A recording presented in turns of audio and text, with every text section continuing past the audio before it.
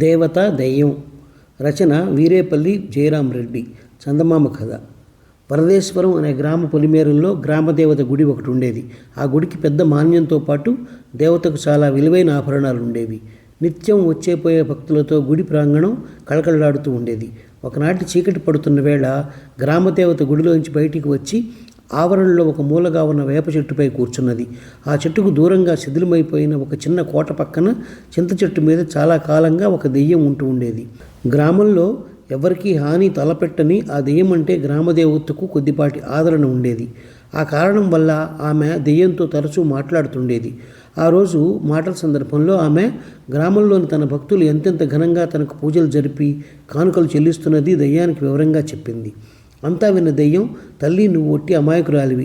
మనుషులు పెద్ద మోసగాళ్ళు. వాళ్లల్లో వాళ్లే కాదు, దేవుళ్లతో కూడా అవసరాన్ని బట్టి భక్తి గౌరవాలు కనబరుస్తారు. నిన్ను అడ్డం పెట్టుకుని నీ సొమ్ము తింటూ బతికే పెద్ద మనుషులు లాంటి వాళ్ళు ఈ గ్రామంలో కొందరున్నారు అన్నది. ఆ మాటలకు గ్రామదేవత కోపం వచ్చింది. ఆమె దెయ్యంతో, నీకు మనుషులంటే అక్కసు, అందువల్లనే ఇలా మాట్లాడుతున్నావు. నా భక్తులు నేను గీసిన గీటు దాటని రుజువు చేయమంటావా అన్నది. ఆ సమయంలో గ్రామ భూత వైద్యుడు అక్కడికి వచ్చి గుడి చుట్టూ ప్రదక్షిణ చేయసాగాడు. గ్రామదేవత దయ్యానికి వాడిని చూపించి, వీడు ఎన్నాళ్ళ నుంచో నన్ను కొలుస్తున్నాడు, పాపం చాలా బీదవాడు, ఈ రాత్రే ఇతడిని అనుగ్రహించబోతున్నాను అన్నది. అలాగే తల్లి, వీడు నీ పట్ల ఎంత భక్తి కలవాడో పరీక్షించేందుకు నాకు అవకాశం ఇవ్వు, నేను వాడికి నా చేతనైన సాయం చేస్తాను అన్నది దెయ్యం. ఆ రాత్రి దేవత భూత వైద్యుడికి కలలో కనిపించి తాను వాణ్ణి కటాక్షించినట్టు చెప్పి ఉదయాన్నే ఆలయ ధర్మకర్తను కలుసుకోమన్నది.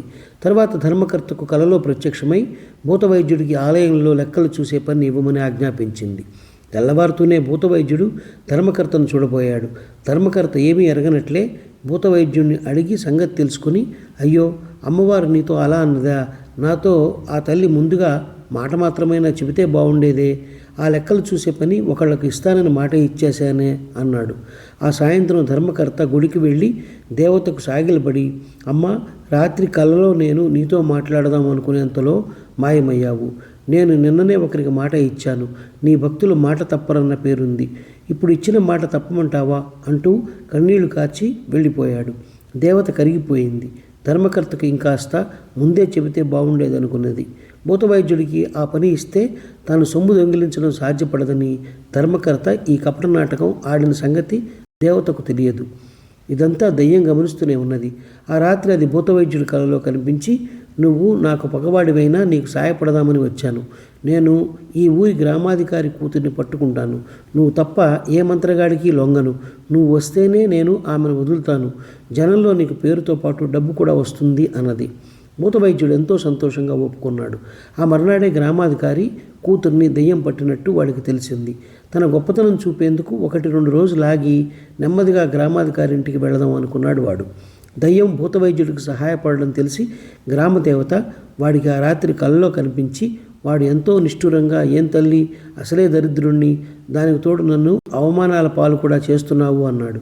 దేవత వాడితో, పొరపాటు జరిగిపోయింది, ఈసారి నిజంగా మేలు కలిగేలా చేస్తాను. రేపు వెళ్ళి నామాల గోవిందయ్య శెట్టిని కలుసుకో, నీకు అవసరమైన ధన సహాయం చేసేందుకు ఏర్పాటు చేశాను. కానీ ఒకటి గుర్తుంచుకో, నిజంగా నా మీద నీకు భక్తి ఉంటే మరెవరి సహాయాన్ని ఆశించకు అన్నది. తర్వాత దేవత గోవిందయ్య శెట్టి కలలో కనిపించి సంగతి చెప్పింది. శెట్టి ఎంతో భక్తిగా, నీ ఇష్టమే నా ఇష్టం తల్లి అన్నాడు. మర్నాడు భూత వైద్యుడు రాగానే శెట్టి మండిపడుతూ, పైసా కూడబెట్టి ఇంత వాడినయ్యాను. ఈ దానం ధర్మం అనేవి మా ఇంట వంట లేవు. అమ్మవారు ఇవ్వమనడం, నువ్వు రావడం, కావాలంటే ఈ కాలవరహ పట్టుకుపో అని భూతవైద్యుడి చేతిలో చిన్న నాణ్యం పెట్టాడు. భూతవైద్యుడు రోషంగా దాన్ని నేలకేసి కొట్టి ఇంటికి వెళ్ళిపోయాడు. తర్వాత గోవింద శెట్టి శుచిగా స్నానం చేసి ముఖాన ఇంతేసి నామాలు తీర్చిదిద్ది గుడికి వచ్చి అమ్మవారి కాళ్ళ మీద పడిపోతూ, తల్లి, ఏం చెప్పేది, నా బతుకు పూచిపుల్ల కన్నా లోకు అయిపోయింది. నా పెళ్ళాన్ని నమ్మి ఆస్తి అంతా దాని పేరు రాశాను. రాత్రి నీ ఆజ్ఞ గురించి చెప్పబోతే మహంకాళిలా లేచి నన్ను ఇంట్లోంచి తరిమేస్తానన్నది. క్షమించమ్మా, నీ ఆజ్ఞ నెరవేర్చలేని పిరికి భక్తుడిని అని లేచి ఇంటి బారి పెట్టాడు. గ్రామదేవత అతని మీద జాలి పడుతూ, పాపం నా మీద ఎంత భక్తి ఉన్నా కట్టుకున్నదే ఇలా ఎదురు తిరిగితే ఏం చేస్తాడు అనుకున్నది. భూతవైద్యుడు 4 రోజుల తర్వాత గ్రామాధికారి ఇంటికి వెళ్ళి ఎవరికీ లొంగని దెయ్యాన్ని 4 మంత్రాలు చదివి పారదోలాడు. వాడికి గ్రామాధికారి చాలా ధనం బహూకరించాడు. వాడికి గ్రామంలోనే కాక చుట్టుపక్కల గ్రామాల్లో కూడా గొప్ప భూత వైద్యుడని పేరు వచ్చింది. ఈసారి దెయ్యం వాడిని ముందుగా హెచ్చరించిపోయి పక్క ఊరు జమీందారు కూతురుకు పట్టుకున్నది. భూత వైద్యుడికి తన మీద కన్నా దెయ్యం మీద ఎక్కువ నమ్మకం కలగడం చూసి సహించలేక గ్రామదేవత ఒక రాత్రి వాడి కలలో ప్రత్యక్షమైంది. వాడు 2 చేతులు జోడించి, తల్లి, నీకు నీ మేలుకు దండం, ఏదో దయ్యం పుణ్యమా అని లక్షణంగానే బతికిపోతున్నాను, నన్ను వదిలేయి అన్నాడు. గ్రామదేవతకు వాడి మాటలు అవమానంగా తోచినా శాంతించి, చూడు, నీకు ఇదే నా చివరి సాయం. ఈ మధ్య కొంతకాలంగా రామకోటి రాస్తున్న శివకోటైన కలు. అతడికి చాలా ఆస్తి ఉంది, వారసులంటూ ఎవరూ లేరు. నీ సంగతి చెబుతాను, ఆ తర్వాత ఇక దెయ్యంతో పొత్తు పెట్టుకోనని మాట ఇవ్వు అన్నది. భూతవైద్యుడు అయిష్టంగానే దేవతకు మాట ఇచ్చి మర్నాడు శివకోటయ్య దగ్గరికి వెళ్ళాడు. ఆ సమయంలో ఆయన దీక్షగా రామకోట రాస్తూ భూతవైద్యుడిని కొంచెం ఆగమన్నాడు. ఒక పావుగంట తర్వాత ఆయన తల ఎత్తి భూతవైద్యుడికేసి వింత పడుతున్నట్టు చూస్తూ, రాత్రి అమ్మవారు నీ గురించి చెప్పింది. ఆవిడతో అనలేదు కానీ ఆవిడ్ని కొలిచినన్నాళ్ళు నాకు ఏది అచ్చిరాలేదు. ఇప్పుడు రామకోట రాస్తుంటే ఎంతో మనశ్శాంతిగా ఉంది. అది పూర్తయితే ఇక పుణ్యానికి కొదవంటూ ఉండదు. నా ఆస్తి నాకు నచ్చిన వాళ్ళెవరికైనా ఇచ్చిపోతాను అన్నాడు. భూతవైద్యుడు అవమానంతో కింగిపోతూ ఇంటికి వెళుతూ ఉండగా దారిలో జమీందారు నౌకరు వాడిని కలుసుకుని జమీందారు కూతురుకు దెయ్యం పట్టిన సంగతి చెప్పాడు. వాడు సరాసరి జమీందారు ఇంటికి వెళ్ళగానే ఆయన వాడికి మర్యాదలు చేసి తన కూతురున్న గది చూపించాడు.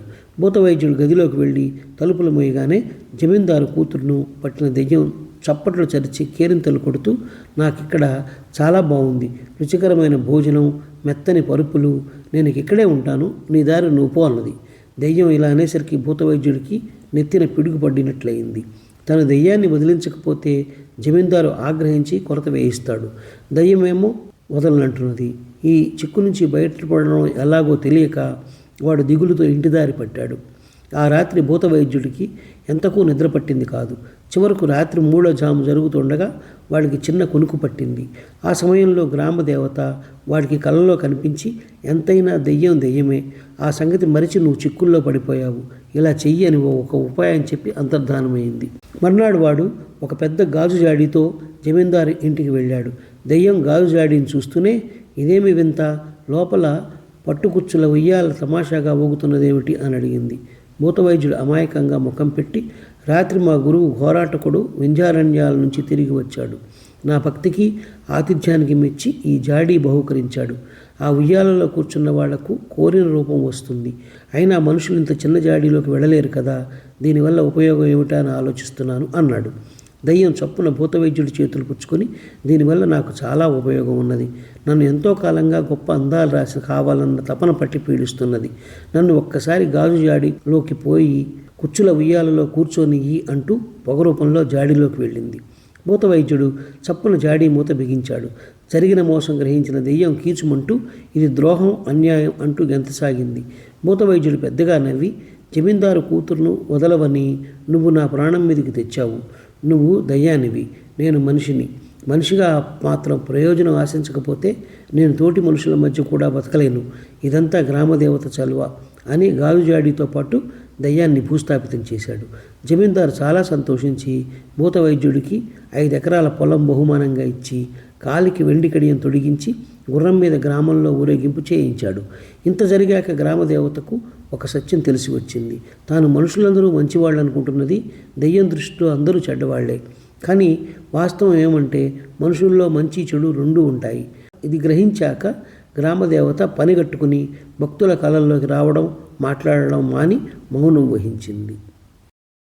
ఈ కథ నచ్చినట్లయితే షేర్, లైక్, సబ్స్క్రైబ్ చేసి పక్కనున్న గంట ఐకాన్ని కొట్టండి.